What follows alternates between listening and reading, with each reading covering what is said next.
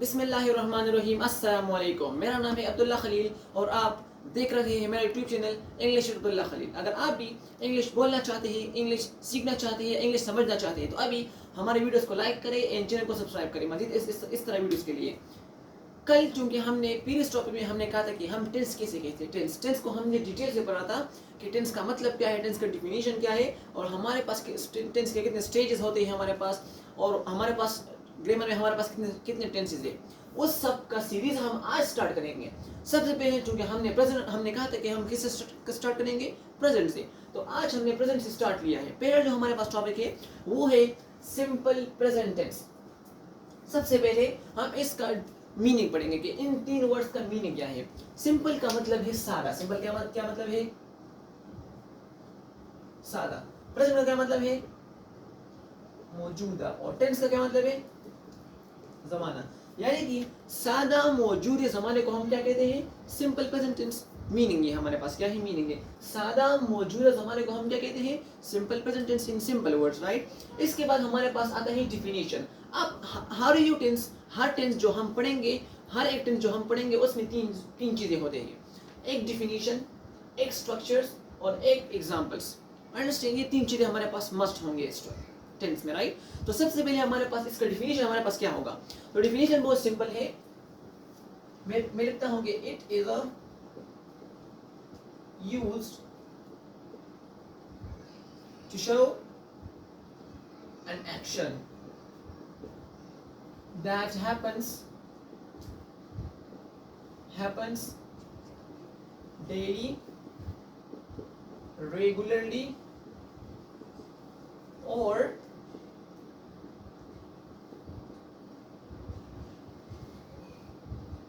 habitually। तीन line definition बहुत simple है। इट इज यूज हमारे पास क्या होता है, इस्तेमाल होता है। टू शो के क्या करे, हमें दिखाए, क्या दिखाए, एन एक्शन, हमें एक काम दिखाए। दैट हैपन जो हमारे पास होता है, कब कब होता है। डेली का मतलब होता है रोजाना, डेली का क्या मतलब है, रोजाना। रेगुलरली का मतलब है बाकायदा, और हैबिचुअली का मतलब है आदतन। हैबिचुअली का मतलब है आदतन, यानी कि रेगुलर रोजाना जो हम डेली जो हम रोजाना काम करते हैं ये हमें वो काम दिखाता है। दूसरा जो हमारे पास बाकायदा होता है वो हमें वो काम दिखाता है। तीसरा जो हमारे पास आदतन होता है, जो हमारा आदत होता है, उस ऐसे काम को हम दिखाते हैं। तो इस किस चीज की मदद से हम दिखाते हैं, सिंपल प्रेजेंट टेंस। अब यहाँ पर हमारे पास दो अल्फाज आ गए, इसको हम पहले समझेंगे। एक हमारे पास आ गया है डेली, स्ट्रक्चर में इंशाल्लाह बाद में देखूंगा इसके बाद, ठीक है ना, डेली। और दूसरा हमारे पास है रेगुलरली, रोजाना बाकायदा। इन दोनों में फर्क क्या है, बहुत से टीचर्स इन दोनों वर्ड्स को सिमिलर लेते हैं, वो कहते हैं कि इन दोनों में कोई फर्क है ही नहीं, लेकिन इन दोनों में जमीन और आसमान का फर्क है। डेली जो कि इसका मतलब है रोजाना, यानी कि जिसमें कोई छुट्टी ना हो, जिसमें कोई ब्रेक ना हो। यानी कि मैं कहता हूँ कि मैं डेली नमाज पढ़ता हूँ, नमाज में तो कोई छुट्टी नहीं होती ना, तो उसके लिए मैं डेली इस्तेमाल करूंगा। रेगुलर का मतलब है कि एक ना एक छुट्टी हमें, एक कम से कम एक छुट्टी जरूर होगी। अगर मैं कहूँ ना कि फॉर एग्जाम्पल मैं कहूँ कि काबुल में रोजाना काबुल में रेगुलरली स्नोफॉल होता है, अंडरस्टैंड। तो गर्मी में कोई स्नोफॉल नहीं होता ना, गर्मी में वो हर सर्दी में बात हो रही है। तो सर्दी फिर उसके बाद गर्मी, फिर उसके बाद ब्रेक आ रहा है। तो यहाँ पर मैं क्या कहूँगा, रेगुलरली। अगर मुसलसल हो रहा है, पूरा साल हो रहा है, तो यहाँ पर मैं कहूँगा डेली, यानी कि मैं डेली नमाज पढ़ता हूँ, मैं रोजाना नमाज पढ़ता हूँ। अब अगर मैं इसके बाद कहूँ कि मैं कहता हूँ स्टॉप कर, और बाकायदा जो हम कहते हैं, यानी जिसमें कोई ना कोई छुट्टी हमेशा जरूर होती है। अगर मैं कहता हूँ कि मैं रोजाना नमाज पढ़ता हूँ, तो मैं कहता हूँ कि यार इटली में हर सर्दी में स्नोफॉल होता है। तो इस गर्मी में तो स्नोफॉल नहीं होता ना, गर्मी में उसकी छुट्टी हो जाती है, फिर उसके बाद सर्दी में दोबारा हो जाती है। ये हर सर्दी हो रही है, तो यहाँ पर मैं कहूँगा रेगुलरली। यहाँ तक बात समझ आ गई। अब इसके बाद हम आते हैं इसके स्ट्रक्चर्स पर। हम तो डिफिनीशन समझ गए कि यह हमें ऐसा काम दिखाता है जो हमारे पास डेली होता है, रेगुलरली होता है, दूसरा तीसरा हैबिचुअली होता है, यानी हमारा जो आदत होता है। इसी तरह आदतन हमारे पास वो काम होता है। यहाँ पर हम क्या इस्तेमाल करेंगे, सिंपल प्रेजेंट टेंस। अब दिमाग में क्वेश्चन ये आता है कि हम यहाँ पर सेंटेंसेस कैसे बनाएंगे, यानी कि हम यहाँ पर जुमले कैसे बनाएंगे। ये इस तरह आसान बात नहीं है, लेकिन इसके लिए हमारे पास दो चीजें हैं, एक चीज है स्ट्रक्चर, यानी कि हम नक्शा। याद रखिए, जब भी आप खजाना ढूंढते हैं, खजाना ढूंढते हैं। ये हमारे पास आ गया, सपोज ये हमारे पास आ गया खजाना। क्या आ गया हमारे पास? खजाना। जब भी आप खजाना ढूंढने के तो आप नक्शे के मुताबिक जाएंगे या नहीं? अगर आप नक्शे से थोड़ा भी उधर उधर जाए तो आपको खजाना नहीं मिलेगा। आपको मस्ट नक्शे के मुताबिक ही जाना पड़ेगा, इस वजह से आपको खजाना मिल सकता है, अदरवाइज खजाना नहीं मिल सकता। इसी तरह हमारे पास टेंस में स्ट्रक्चर होता है, अगर आप स्ट्रक्चर के मुताबिक चले तो आपका एग्जाम्पल किसी का बाप भी गलत नहीं कर सकता। तो इसलिए हम स्ट्रक्चर्स पर ज़्यादा फोकस करेंगे। आप स्ट्रक्चर आप हमने तो सब्जेक्ट पढ़ा है कि सब्जेक्ट हम कहते हैं किसी, अंडरस्टैंड? सब्जेक्ट किसे कहते हैं? कि जिसके बारे में हम बात करते हैं उससे हम क्या कहते हैं? उसे हम सिंपली कहते हैं सब्जेक्ट। अब स्ट्रक्चर्स में हमारे पास 4 किस्म के स्ट्रक्चर होते हैं। दूसरा हमारे पास होता है मुस्बत यानी पॉजिटिव, जिसमें इनकार नहीं होता। दूसरा हमारे पास है मुनफी, जिसमें इनकार होता है। तीसरा हमारे पास सवाल, जिसमें हम सवाल कहते हैं। चौथा हमारे पास है वो हम कहते हैं कि सवाल में हम इनकार करेंगे, सवाल में हम इनकार करेंगे। अब किस तरह? अब मैं स्ट्रक्चर में आते अब कहता हूँ। सबसे पहले अगर मैं कहूँ singular positive, SINGUL right, singular positive, इसमें हमारे पास क्या होगा? इसमें हमारे पास होगा पहले सब हमारे पास आएगा सब्जेक्ट, अंडरस्टैंड? फिर इसके बाद हमारे पास वर्ब आएगा प्लस SES और IES आएगा। जब भी आप जुमला बनाएंगे सिंपल प्रेजेंट टेंस में और आपका सब्जेक्ट सिंगुलर होगा। अब इस सिंगुलर से क्या मतलब है? इस सिंगुलर का मतलब मैं ये ले सकता हूँ कि इस सिंगुलर से मुराद ही भी है, ही, शी भी है और इट भी है, अंडरस्टैंड? इन तीनों को हम कहते हैं सिंगुलर, अंडरस्टैंड? अगर मैं इन तीनों को अगर मैं एक नाम लेता हूँ, यानी कि मैं कहता हूँ अली, तो ये सिंगुलर नाम है ना। अगर मैं ये 4 चीज़ों में इस्तेमाल करूंगा तो यहाँ पर हमारे पास ये चूंकि सिंगुलर है ना, तो इसके लिए मैं ये स्ट्रक्चर फॉलो करूंगा। इससे पहले हमारे पास ये सब्जेक्ट आ जाएगा, यानी इसमें मैं एक ले लूंगा, अंडरस्टैंड? फिर उसके बाद हमारे पास वर्ब आएगा, यानी कि कोई काम आएगा। मैं कहता हूँ कि अली जाता है तो अली गो, तो वो हमारे पास वर्ब है या नहीं है? लेकिन जब भी हमारे पास स्ट्रक्चर में हमारे पास जब सब्जेक्ट सिंगुलर होगा तो उसके साथ वर्ब हमेशा या तो एस लेगा या ES या IS। इसके बगैर अगर आपने वर्ब लिखा और जुमला लिखा तो यह गलत तस्वर होगा, इसके तो आपको कोई नंबर नहीं मिलेंगे और वो आपकी स्पीकिंग को भी असरअंदाज करती है। तो हमारे पास सब्जेक्ट आ गया, वर्ब आ गया, वर्ब के साथ क्या आएगा? या तो S होगा या ES या IS। इसके बाद हमारे पास जो है वो हमारे पास आता है रेस्ट ऑफ सेंटेंस। ये ROS का मतलब है रेस्ट ऑफ, यानी बाकी जुमला, अंडरस्टैंड? अब ये तो हमारे पास आ गया सब सिंगुलर के लिए। अब दिमाग में क्वेश्चन आता है कि सर प्लूरल के लिए हमारे पास क्या होगा? प्लूरल के लिए तो प्लूरल के लिए भी हमारे पास है, वो हमारे पास किस तरह है कि प्लूरल, मैं यहाँ पर लिखता हूँ प्लूरल पॉजिटिव, वो हमारे पास क्या होगा? हमारे पास होगा subject plus verb first form plus rest of the sentence. यहाँ आप एक बात याद रखिए, जो बिगिनर्स हैं उसके लिए मैं ये बात कर रहा हूँ। इंशाल्लाह हम आगे जब जाएंगे हम सब पढ़ेंगे। जब भी हम वर्ब लिखेंगे, यानी कोई भी वर्ब हो, मुकम्मल करना, सबक पढ़ना, जाना, आना, सुनना, कहना, बोलना, रीड करना, तो ये सब हमारे पास वर्ब है या नहीं है? जब भी आप कोई भी वर्ब आप लिखेंगे उस एक वर्ब का हमारे पास 5 फॉर्म्स है, 5 शक्ल है हमारे पास, यानी कि वर्ब कितने फॉर्म लेकर है? 5 फॉर्म्स। अब इस 5 फॉर्म में हमारे पास पहला फॉर्म हम यहाँ पर लाएंगे। जब भी आपका सब्जेक्ट प्लूरल होगा, यानी कि मैं लिखता हूँ कि यहाँ पर हमारे पास या तो आई होगा या यू होगा या वी होगा या दे होगा, अंडरस्टैंड? ये हमारा प्लूरल आ गया ना, प्लूरल यानी कि एक से ज्यादा, अंडरस्टैंड? अब यहाँ पर हमारे पास वर्ब के बाद साथ SES या IS नहीं आएगा। यहाँ पर हमारे पास फर्स्ट फॉर्म होगा, यहाँ पर ये अकेला हो गया, नहीं मैं कहता कि गो तो गो ही आएगा, लेसन तो आएगा। यहाँ पर SES IS वर्ब के साथ एड नहीं होगा, अंडरस्टैंड? अब यहाँ पर आ गया रेस्ट ऑफ सेंटेंस, हमारे पास प्लूरल के लिए है। अब दूसरा सवाल आता है कि सर हम इनकार किस तरह करेंगे? इनकार के लिए बताइए, जल्दी बताइए, इनकार हम किस तरह करेंगे जुमले में, अंडरस्टैंड? तो जब हम इनकार किसे करेंगे, इसके लिए मैं लेता हूँ नेगेटिव। क्या लेता हूँ? नेगेटिव। उसके साथ भी हमारे पास हमारे पास सब्जेक्ट आ गया प्लस यहाँ पर हमारे पास दो वर्ड्स आ गए, डू एंड डज। यहाँ पर मैं यह एक्सप्लेनेशन करता हूँ। अच्छा, डू डज प्लस जो कि नेगेटिव है तो हमारे पास नॉट जरूर आएगा, do does plus not plus V1 यानी कि verb first form plus rest of the sentence.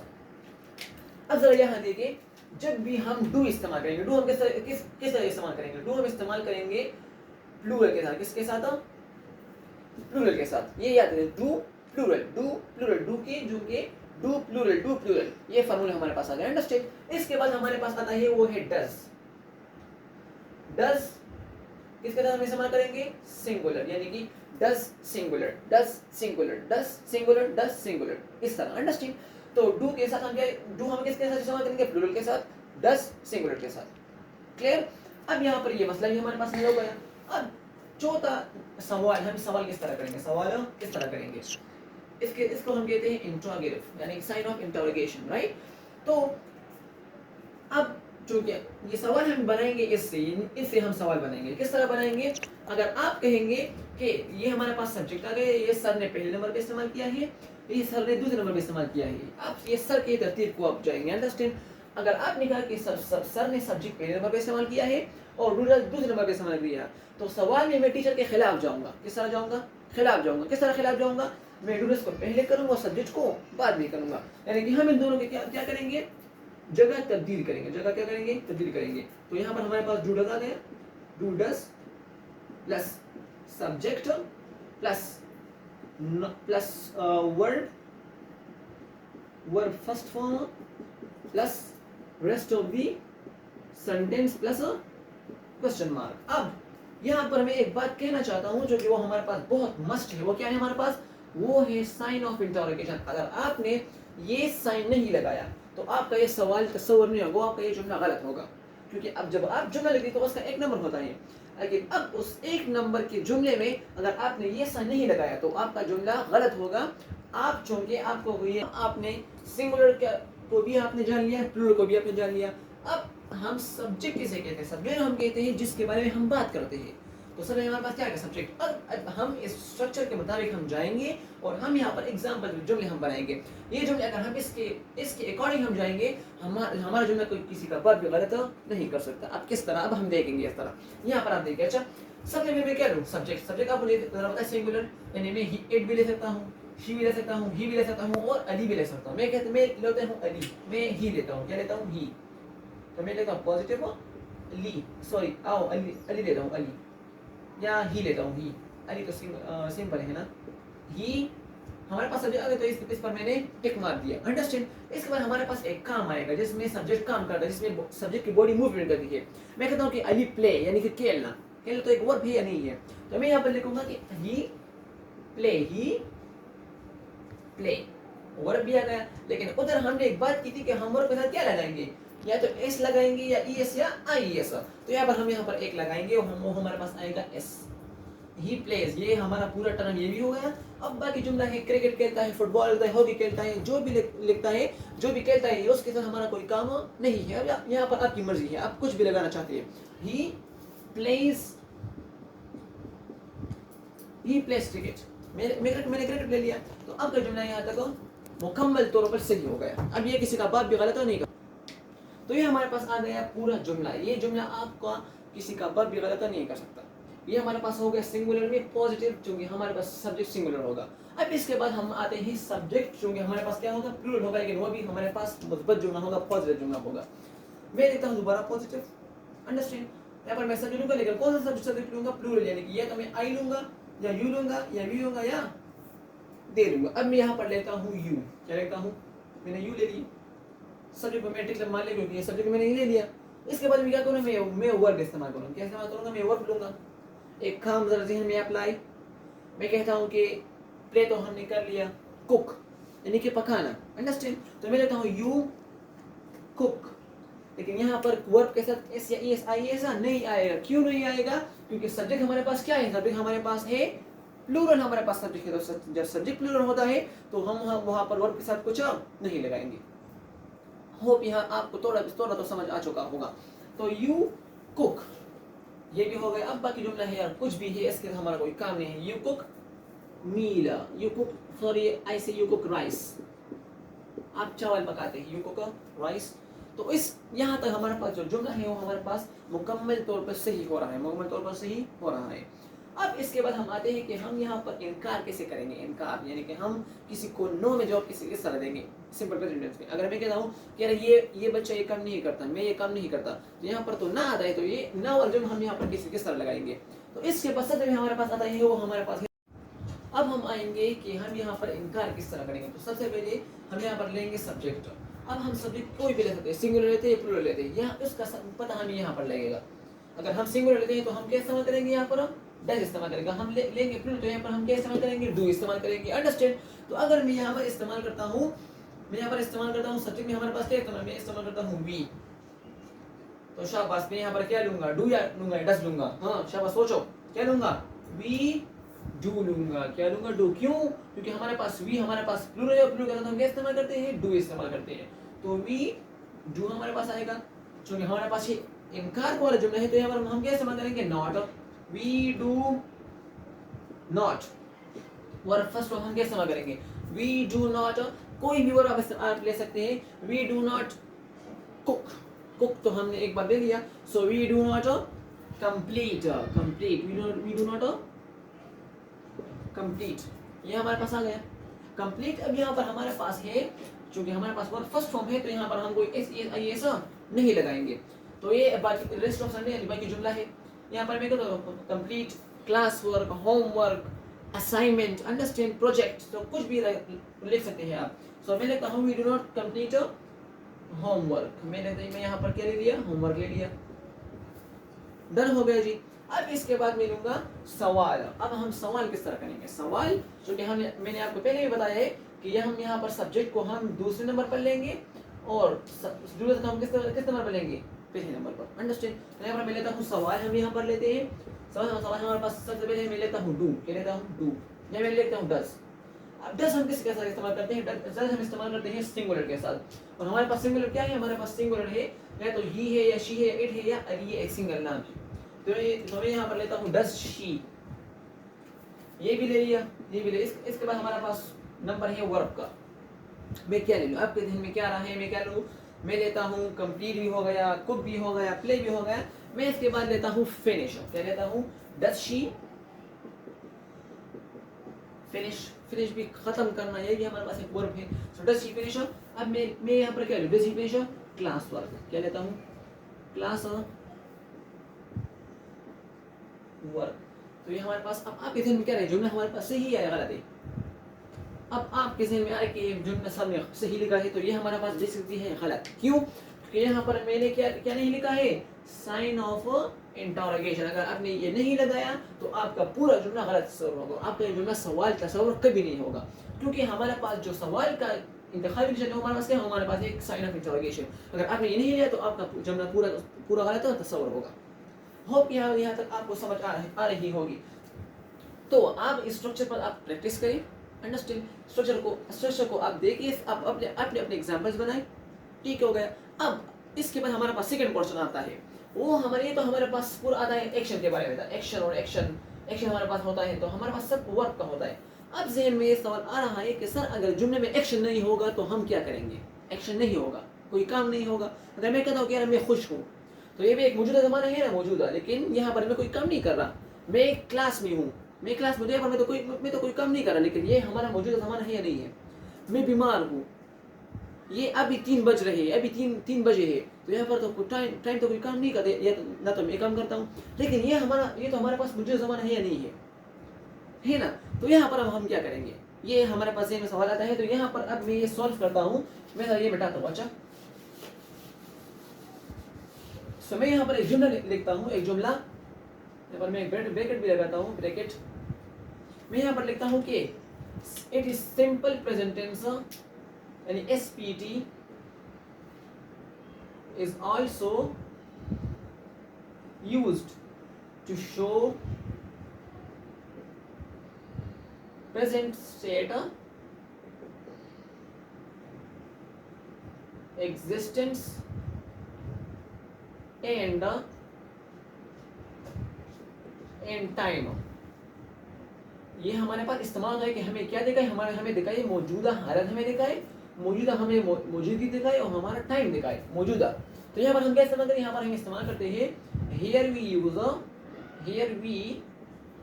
use is, am and are। जब हमारे पास जुमले में कोई काम नहीं होगा लेकिन ज़माना मौजूदा चल रहा हो तो यहाँ पर हम क्या इस्तेमाल करेंगे, इस एम आर का। एक्शन ना होगा तो या तो हमारे पास स्टेट होगा या मौजूदगी होगा या टाइम होगा, तो उधर हम क्या इस्तेमाल करेंगे, इस एम एंड आर। अब यहाँ पर इसके मैं कुछ एग्जाम्पल देता हूँ, इसके मैं क्या है कुछ एग्जाम्पल देता हूँ। अब यहाँ पर जरा देखिए, मैं कहता हूँ कि मैं खुश हूँ, यहाँ पर मैं कोई काम कर रहा हूँ नहीं, खुश हूँ, बस खुश हूँ, कोई काम नहीं है हमारे पास। 3 बज रहे हैं, कोई काम नहीं है। मैं बीमार हूँ, कोई काम नहीं। मैं एक क्लास में हूँ, यहाँ पर मैं कोई काम कर रहा हूँ नहीं कर रहा हूँ। तो यहाँ पर हम कैसा इस्तेमाल करेंगे इस। अब ये इस हम इस्तेमाल करेंगे या तो ही के साथ, शी और बरा, दूसरा इट। आई हम इस्तेमाल करेंगे आई के साथ, आर हम इस्तेमाल करेंगे we, you and they. Clear हो गया जी। और ये हम इस्तेमाल करते हैं सिंगुलर के साथ। इस सिंगुलर के साथ एक नाम भी हो सकता है, मैं कहता हूँ अली, अली सिंगुलर है प्लूरल है, अली के साथ मैं क्या इस्तेमाल करूंगा, ही एम अ बॉय। तो ये जो हमारे पास क्या ठीक है गलत है, बिल्कुल इनकरेक्ट। क्यों? क्योंकि मैंने यहाँ पर क्या इस्तेमाल किया, मैंने इस्तेमाल किया एम, और एम हम किसके साथ इस्तेमाल करते हैं, आई के साथ। तो यहाँ पर तो आई नहीं है, तो मैं क्या इस्तेमाल करूंगा, मैं यहाँ पर इस्तेमाल करूंगा, क्या इस्तेमाल करूंगा, मैं इस्तेमाल करूंगा Ali. Ali is a boy, यहाँ पर मैं तो Ali is a happy, Ali खुश है। यहाँ पर अली कोई काम कर रहा है नहीं कर रहा, लेकिन हमारे पास जमाना तो मौजूदा है ना, तो यहाँ पर मैंने क्या इस्तेमाल किया, इस। अंडरस्टैंड? ठीक हो गया जी। अब मैं यहाँ इसके साथ आगे जाता हूँ, मैं कहता हूँ कि we are in the class, हम क्लास में हैं। ये हमारे पास मौजूदा है या नहीं है, हाँ मौजूदा है, लेकिन यहाँ पर हम कोई काम नहीं कर रहे हैं। तो यहाँ पर मैं क्या इस्तेमाल, मैंने इस्तेमाल किया है आर, ये इस्तेमाल किया है आर। दूसरा एग्जाम्पल मैं लेता हूँ कि शी इज ब्यूटीफुल। कोई काम कर रहा हूँ नहीं कर रहा, लेकिन यहाँ पर मैंने मैंने क्या इस्तेमाल किया है, मैंने हालत बयान की गई है, लेकिन यहाँ पर हमारे पास सिंगुलर थे, मैंने इसे इस्तेमाल किया है, लेकिन यहाँ पर शी कोई काम नहीं कर रहा, तो ये हमारे पास क्या है, हमारे पास स्टेट है। अब इसके बाद मैं टाइम एग्जाम्पल लेता हूँ, मैं कहता हूँ कि इट इज अ 3 o'clock। यहाँ पर अब 3 बज रहे हैं। अंडरस्टैंड? ये टाइम तो हमारे पास मौजूद है, लेकिन यहाँ पर टाइम कोई काम नहीं करे, तो या तो मैं काम नहीं करता और टाइम भी काम नहीं करता। यहाँ पर मैंने क्या इस्तेमाल किया, मैंने टाइम इस्तेमाल किया है। अब इस टाइम के लिए मैंने क्या इस्तेमाल किया है, मैंने इस्तेमाल किया है इज, एम एंड आर। तो ये हमारे पास आज का पूरा लेक्चर हो गया। अगर आपको थोड़ा भी समझ आ चुका हो तो अभी तो ये हमारे पास आ गए सिंपल प्रेजेंट। इसके बाद हम मजीद टेंसेस हम एक्सप्लेन करेंगे, यानी कि present continuous tense, present perfect, present perfect continuous tense, इसके बाद पास्ट, फिर फ्यूचर। अगर आप इंटरेस्टेड हैं टेंसेस लर्निंग के लिए तो अभी हमारे वीडियोस को लाइक करें, एंजल को सब्सक्राइब करें, और हमारे मजीद और भी वीडियोस के लिए इंतजार कीजिए। Wish you best of luck. Thank you so much at the last. Thanks for watching too. Thank you so much.